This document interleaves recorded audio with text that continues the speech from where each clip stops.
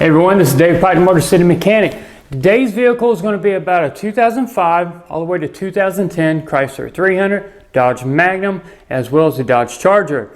Problem's going to be the turn signal does not cancel when you turn the steering wheel all the way one way or the other. You have to physically move the lever back up to cancel the indicator. Also, we're going to talk about removing and replacing the clock spring, which is pretty much related to the concern. Check it out.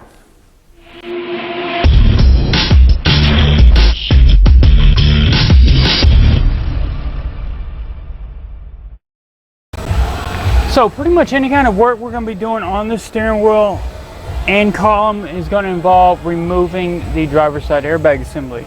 So anytime you got to deal with the airbag assembly or anything on the vehicle that's airbag related, you're going to want to disconnect the battery.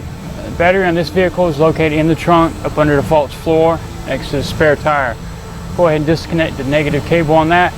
Wait approximately 15 minutes. At that time the capacitors in the system's got time to discharge, and then you can proceed to getting the airbag assembly off. That way you don't hurt yourself or do any damage to the vehicle. So for those of you that have Magnums, Chargers, 300s, if you don't know where your battery is, open up the trunk, move everything out of the way, grab your false floor, pick it up, and what you'll see is on the passenger side right here will be your battery. So that's what you'll have to disconnect anytime you do anything electrical in the car, or if you need to replace your battery, that's where it's located. Now the airbag assembly is held in place with two 10mm bolts. They go through the back of the steering wheel into the actual cover assembly. What we have to do is you can reposition the steering wheel as much as you needed by rotating it. The main side you got to rotate for is the left side because you got your cruise control and your multi-function switch.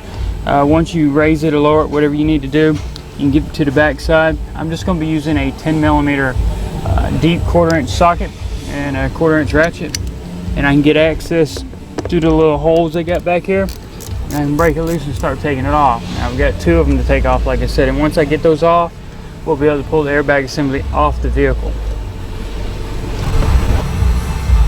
Now here's the last 10mm I got to get to. Like I said, you can see the access hole, and I get my socket and break it loose and start working it. So this is my last one. Once I get this one off, time for the airbag. Now what I want to do, I want to get the steering wheel straight again because there's a clock spring related to the steering column. Now I go more in detail what the clock spring is once we get to it, but I want everything to be straight. That way it's in its straight ahead position so I don't have any problems. And just grab the airbag at this point and I can pull back. Now we do have some electrical connectors we've got to take loose. We've got the two airbag connectors here. One of them's yellow and brown, the other's yellow and black. And we've got the horn. I'm just going to use anything I've got. I've got a pocket knife here. I can get up in here to pry the lock off the horn. There we go. And on the airbags, we've got a plastic browse on this one. Kind of a wire tie with a loop that goes over one of the mounting studs that position the harness. I'm just going to kind of work that off. Now when you get down to these airbag connectors, you're going to have to squeeze in on the sides to get them off. So what you got to do is I use both my fingers, or if you get a pair of needle nose pliers you can. You just squeeze in on both sides and lift up. There's a finger here and there's a finger on the other side. So all you do is just squeeze in, lift up. Now the airbag can come off. Now we got the airbag out of the way. This was your horn pad connector, so that's already disconnected. Now that's going to stay with the steering wheel. Now we've got one harness that comes through the opening of the steering wheel. That's that white connector right here that we need to unplug. Once we get that unplugged, we're down to the center bolt. The center bolt is a 10mm recessed Allen, so get you a 10mm. I'm going to be using the impact to back it off, and then what I'm going to do is I'm going to put it back in for a few threads, and then we're going to work on sliding this off.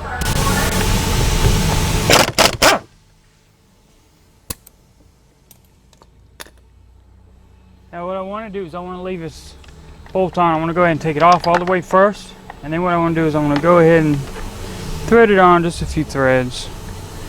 Reason why? Because when I go to pull this steering wheel off, if it wants to stick and then finally come off, I'm not hitting myself in the face looking stupid.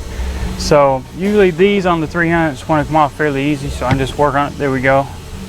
I can back it all the way off. Some cars, they'll get to a point where they want to stop, and then you go bam right to your face. Now we're going to route the harness back through for the airbags. And what we need to do, we need to keep an eye on where we got this clock spring oriented. There's a reason why, because if you put it on wrong, you can make a sharp turn to the left or a sharp turn to the right and end up breaking the ribbon that's inside. So currently it's sitting the same way I took it off. Keep it straight, and you want to line this straight up with the keyway on the shaft. Now what we'll do is we'll back out. There's 3 Torx that are recessed down here. Once we back them out, they'll protrude through, and they will actually hold this clock spring in this position and we'll be fine. The new one comes with some locks built into it so it can't be installed incorrectly. Once you've got it on, you'll pull the locks out, throw them away. But this one, of course, being the original, will not have them. So we just line up the 3 holes where the Torx are, and we'll back those out till they actually stop it from spinning. And then we can just pull the assembly off. So I'm going to be using a T15. If you can get it on a driver like this, that's fine. Or if you got them on a, like screwdriver attachments, that's awesome as well. You can even get in there with a socket type.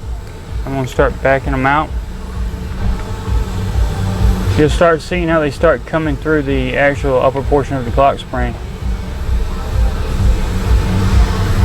And there you go. That stopped it from spinning, so I ain't got to worry about it getting oriented wrong. Go ahead and back off the other ones as well. So now we've got the 3 T15s backed out. We didn't take them all the way off, but we left them still in a few threads, mainly to keep everything locked in place. And now what we can do, we can grab the upper and bottom portion. It's going to be kind of flimsy, but when you pull, it'll unsnap. What you'll see here, this is your clock spring. It comes with a little pigtail harness on it. So when you get ready to go back with it, you got to make sure everything's straight, which that's the way we left it, and that's the reason why we left it there, so we don't have to worry about that.